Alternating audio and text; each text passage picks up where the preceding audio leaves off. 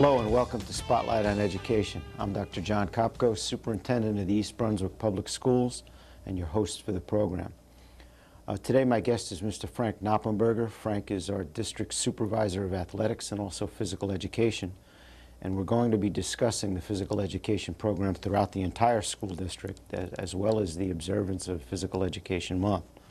And Frank, I'd like to start out with basically the goals of our physical education program. What are they? The ultimate goal of our phys ed program is that we want our students to gain an understanding and appreciation of the importance of physical activity. We try to do this through three types of activity. Team sports, which is the traditional volleyball, softball, soccer, individual sports such as tennis, golf, badminton, and then through physical activities like aerobics and weight training. Well, one of the traditions that you really initiated here in the school district is the Physical Education Student of the Month. And how are they selected? The Student of the Month we started probably 9 years ago, and we recognize at the elementary level and at Churchill a student who is outstanding. It's a lot easier at the elementary level because they're all within that same class. You don't have 60 kids in the class. The teacher, the phys ed teacher, will select someone, not necessarily the best athlete, not necessarily a kid who's changed every day, who does everything he's supposed to, but someone who will demonstrate leadership, cooperation, has ability, and sportsmanship. And it can be anyone she feels was just outstanding for that month. And they will be recognized each month. Sometimes the principal will announce them over the loudspeaker. We have bulletin boards where we have their pictures up. Sometimes they're announced during the lunch periods. And the phys ed teachers, I must commend them, they do a great job of giving these kids a little extra publicity that sometimes they may never get. Some of these kids may never be a player on a team, but they're very proud to receive these awards. I've seen some of the displays in some of the buildings too, and you're right, the youngsters really do get excited over being selected. When do the students actually start participating in physical education classes? Well, as you know, in the state, we're one of the few. We start in first grade. They go 2 times a week in first grade, and we go all the way through to high school, where sometimes at the high school it's 5 times a week or 3 times, depending on their lab, science lab. At the elementary level, first grade, the basic things we cover are the gross motor skills, the hopping, jumping, and skipping. And for you and I, an athlete such as yourself, you'd probably find it hard to believe that kids don't know how to skip or jump. But I was just down at Lawrence Brook watching Mr. Finnegan teach, and we have to break those skills down. So we do gross motor skills, we'll do basic ball skills, and a lot of non-competitive games, cooperative games. We try to do games that don't eliminate someone, where there's no winner or loser. And what kinds of physical education activities take place at Hammersholt and also Churchill Junior High School? Well, to start out with Hammersholt, we have the 3 components again. We have the team sports, the individual, and the fitness activities. Some of our team sports is we have the traditional, we have the volleyball, we have the soccer, the touch football, and the basketball. Individually, we do tennis. We have an ETA program that they donate some rackets and balls to us, and we do basic lead-up skills for that. And we introduce them to the sport of tennis. We don't have rackets down there, but we do a lot of basic skills, and they get exposed to tennis. Then we have badminton, which we added last year, and that's a real popular activity. Then we also have individual sports, where we do aerobics. We have that little room on the side where we do step aerobics to the music, and we have weight training, a lot of weight training stations. Well, we do have some tapes of classes at Memorial, Hammersholt, and Churchill, and we're going to take a look at those tapes in a few minutes. And I'd like you to tell us what teachers we'll be seeing. Well, at Memorial, the first one we'll see Mrs. Dunn, and she's doing a circuit training. Then at Hammersholt, it was rainy that day, so we have 3 classes inside. You'll see Mr. McEnany, Mrs. Zanetti, and Mr. Spadafino. And then when we go to Churchill, it'll be Mr. Lane. Great. We're going to run those tapes now. Great. Balls. In a few seconds, you're going to come and get a hoop. You guys are going to get a stretch band. Make sure you get in the boundary. You guys are going to split up. Make sure that you have to share at the different cones, okay? You guys are going to walk over and get a ball. You ready to move? Yeah. Nobody's running, let's walk. Go ahead. Thank you. As I stated before, one of our emphasis is on fitness, agility, and basic ball skills. What you see here is the first step in learning to jump rope. The kids are learning how to jump over an object. And as you can see, they'll move the cones back or forward to make the height change. And once they get comfortable, they'll adjust the cone. What we like about these cones too, that is they're so lightweight that if they do step on the rope, they will collapse and there's no fear of injury. And it's interesting to see how they will try on their own. They're using their self-imagination there. Here we're looking at ball skills. I guess these are future basketball players. And we're just letting them experiment with a ball. Notice it's a bigger ball, it's easier for them to handle. Mrs. Dunn has not told them what to do, they're just playing by themselves and experimenting with things they can do.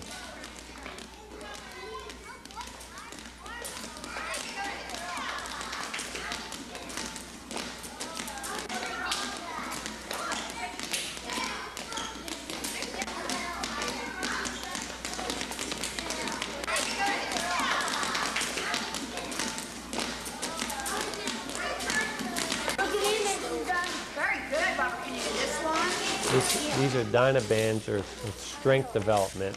You've got to listen to the little boys' comments to one another. Can you do this? Can you do this? They're a little bit of a ham here. But what they're doing is working on shoulder and upper arm development, and it's all on their own rate. We use this at all levels of our physical education program.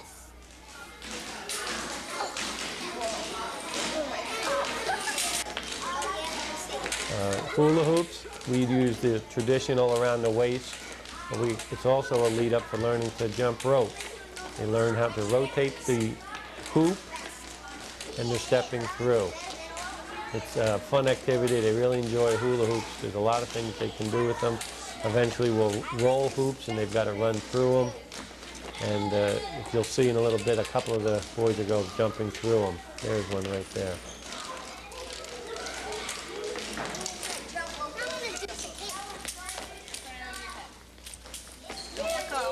A great job of teaching the jump rope, of rotating the arms and then stepping through. A lot of us take this for granted that everyone can jump rope, but at the lower levels, this is one of our goals, is that everyone can learn to jump rope. There you go, that's good. Very good.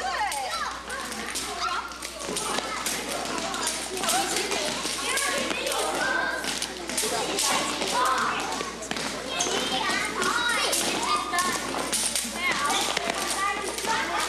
job.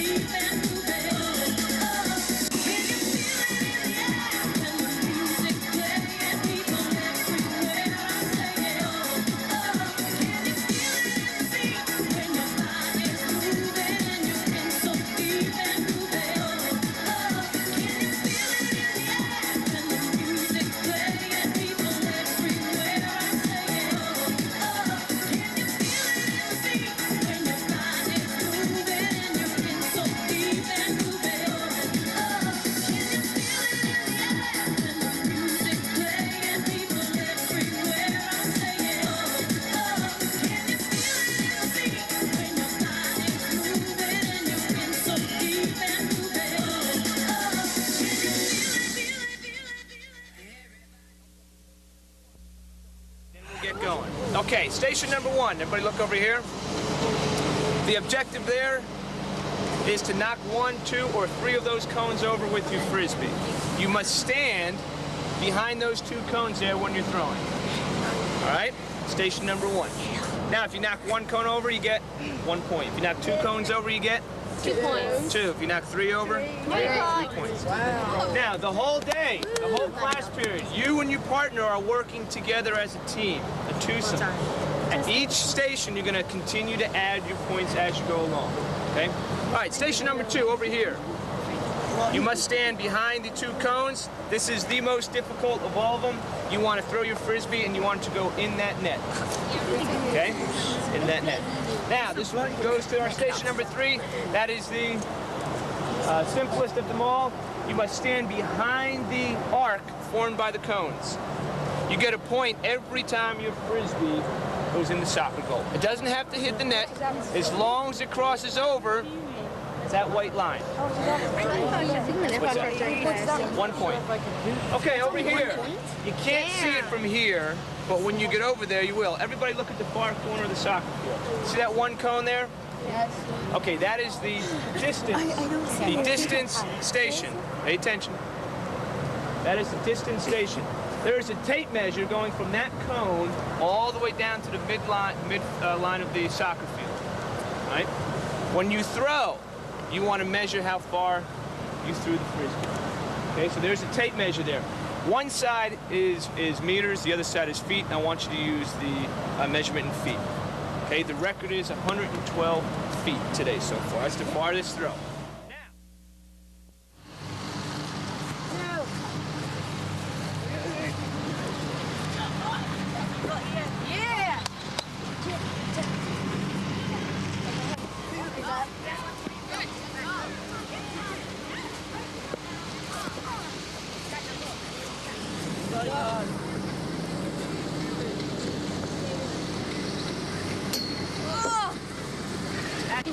Frank, it's you. Yeah.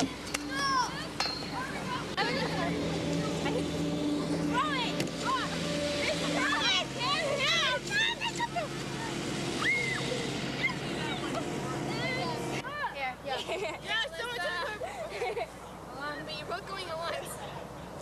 Someone took our free base, so like. Oh! Oh, yeah! Yeah, we got a point!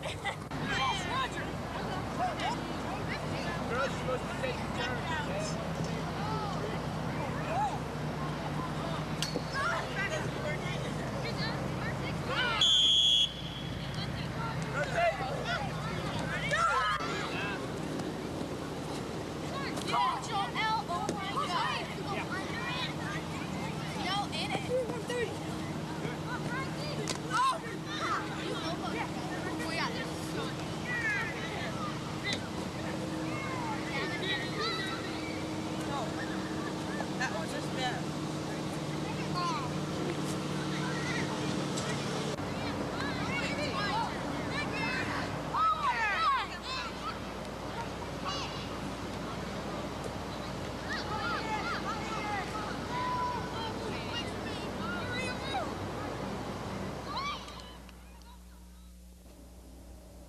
It's really great to see students of all ages involved in so many different kinds of activities. And I know East Brunswick High School has quite an impressive selection of courses and activities there as well. Maybe you could tell our audience about some of them.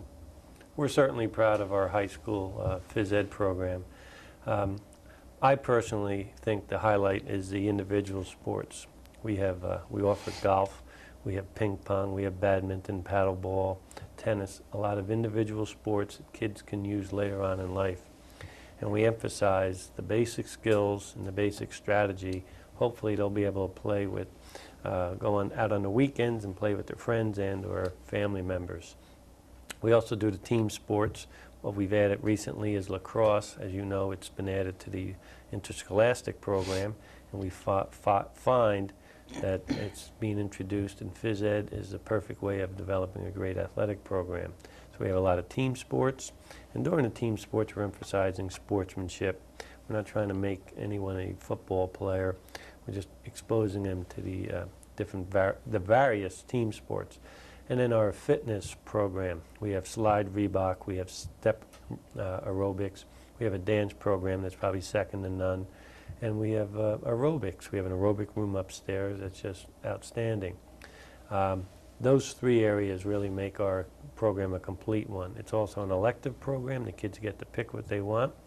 We have the 10, 11, 12th graders combined in classes, in a lot of classes, so they get to see different kids, not of just, you know, their own grade. But our newest program that we're all proud of, and it's a result of the grant from the Education Foundation, and we really appreciate that, is our challenge course, or some people refer to as our Project Adventure activities. These are non-competitive games, they're cooperative games, and what we'll see on the tape is kids given a challenge and they have to work out the challenge. It's a two-part program, Project Adventure 1, then we'll have Project Adventure 2. The sophomores are taking these cooperative games now. I can best explain what it's like. It's a non-traditional, non-typical phys ed. There's not competition, there's no games, there's no scores. The teacher will give the class an assignment, a challenge, and they've got to find a solution. A quick one may be they've got to line up in alphabetical order, but you can't talk. So they've got to learn to communicate to one another without talking, and someone's got to step forward and be a leader. And it's interesting to see how they learn who steps forward to be a leader, who's the follower, and it's not always the same person being the leader. What we'll see on the tape is our course, or challenge course, is you'll see a trust fall that involves a lot of coordination and trust. It's you believing and trusting in yourself, doing your job, your partner doing it, and then the whole group doing it. There's no winner, there's no loser, and it's a lot of fun. They enjoy it, and we hope that we're teaching cooperation and leadership to each other. The other thing we're going to have is the commitment bridge, where they've got to walk across two wires, and they got to rely on everyone in the class relying on it to hold them, that they hold them up so I don't fall. If I do fall, they'll support me, and they're giving the challenge to go from one end to the other, and it's pretty exciting, and I'm sure everyone out there will enjoy the tape. Good. Let's take a look at the tape of one of the classes now.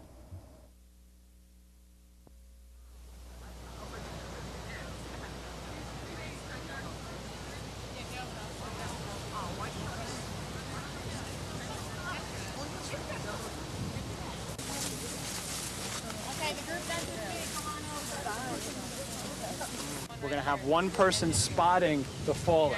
Now the way the faller gets up, these are called staples into the pole. You climb up the staples and you stand on this platform. We'll have a spotter standing here by the faller's feet.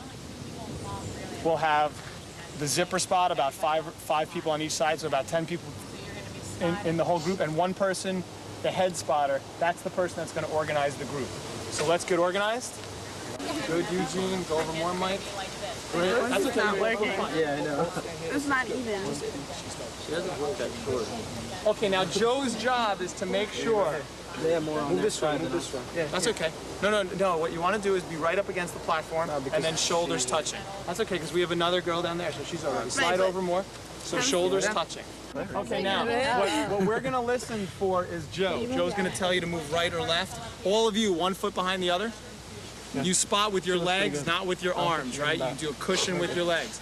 Once you catch her, we lower her down. With the first 4 people, we'll lower the legs. She's going to stay straight and predictable. Everyone's head back. Okay, Joe, tell her if she has to move left or right. You're good. Okay, how are we going to fall? Straight and predictable? Yeah. Once they catch you, stay straight. Right, remember that number. Okay, the first one's always the most important, because then we build confidence and trust in each other. So everybody's hands overlap from elbow to... That's very nice. Okay, Joe, she looks good? Mm-hmm. All right, we're going to go through the calls, and let's make the first one a good one. Ready to fall? Ready to catch. Falling. Fall away. Stay straight.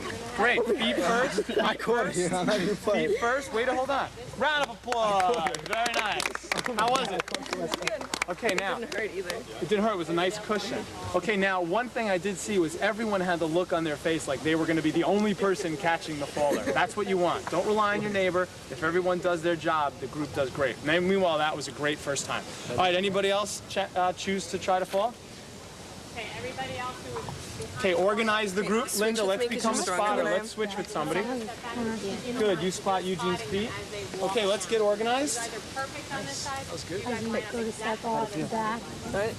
It wasn't like when I fell last time, it hit. Like, Oh, there wasn't they as much. sponged Oh, more. good. Sponged more. I like that one. Sponge. All right, 1 foot behind the other. I don't want to drop. Ready to fall? Falling. Everybody catch by yourself. Nice job. How do you put them down? Woo! This group is good. Yeah, you didn't realize it would make it all the way over to you there. She's like, whoa! She's like, oh, here he is. That was good. Anybody else challenged by choice? Joe? Press your hands together, do not interlock, and get down as far as you can. Everybody's going to get down a different height because of height, get down a different length because of height differences, weight differences, strength differences. So do your personal goal, do your personal best, get down as far as you can. Okay, everybody on the sides, hands up. You guys are spotting in the middle. You guys can use the brown pole to get up. Good. Good job. You can encourage, guys. Good job. Good job, Lee. Hey, girls, move up. Ready to fall. Good job. Good job. Great job of just pressing your hands. Don't interlock. That's perfect. Joe, how was that? Okay, so let's keep walking. Now they're underneath you. You're going to keep walking. That's great spotting. Ooh, good. Good save. Good save. Think about how you can get farthest. If you guys want to stop and talk about right there how you would get farther, go ahead and talk about it.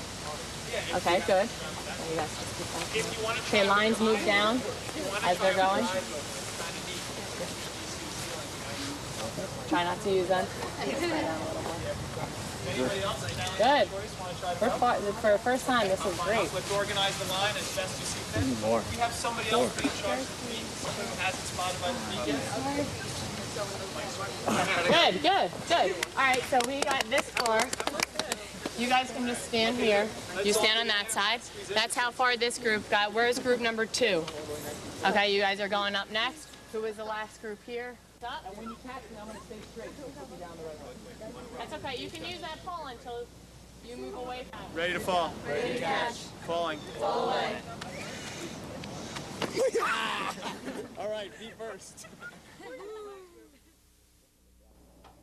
Well, it's certainly a valuable addition to our program. And in conclusion, could you tell us something about Physical Fitness Month and also how parents can participate with their children in the activity? Certainly. We're real excited about October and Physical Fitness Month. But before we do, I'd like to just mention that the 2 teachers we saw out there, Mr. Arnauer and Mrs. Adams, who are the leaders in this Project Adventure tape, they have been programmed. They have been trained in this. And this is like our 2nd or 3rd day of doing this.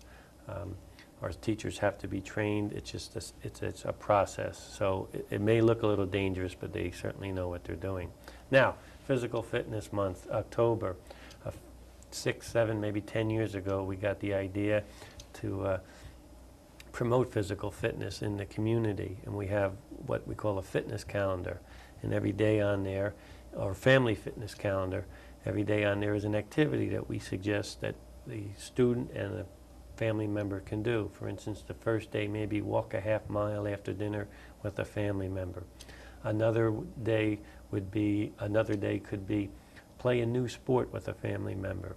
And you're supposed to do this with your family, and every day you do it, the parent will initial it and bring it into the teacher at the end of the month, and then we give the student some recognition for that. The good thing about it is I get a lot of comments from the parents about it, that it's fun, that they walk with their parents, with their sons, maybe their parents too, and they took walks and they did things they've never done with them before. And we get some suggestions from them. As a matter of fact, the one I got from them was, why don't you put in there one day to let us pick a game we've never played before. So the parent and the children would say, well, let's do bocce ball, maybe something they've never done before. But we're real excited about the fitness calendar. It's been publicized in a couple professional magazines, and we're proud of it, and we appreciate the cooperation from the parents and the teachers. And Fitness Month is kicked off on the 1st of October, when everyone at the elementary level, they'll do an exercise near the end of the school day, the whole school will get involved. There may be mass aerobics out there. There may be a walk. There may be a jog. A few years ago when the macaroni and cheese dance was big, yeah, we had schools doing that whole thing. So we're happy about it, and we're glad we get the support from the administration. Well, Frank, thanks very much for being here today, and I certainly would like to take the opportunity to compliment you and the entire staff for implementing such an effective program for our youngsters. You know, many people in the community recognize you as the athletic director, and many people across the state recognize you as being the athletic director of probably one of the finest programs in the state, and I want to commend you for that. But they don't realize sometimes how extensive our physical education program is, and I think the leadership role that you've played in that is to really be recognized. So thank you. Thank you very much, and thank you for your support. And thank you to our audience for watching, and I hope you'll be back with us again next month when we'll be highlighting Chittick School, which is our newest blue ribbon school in the district.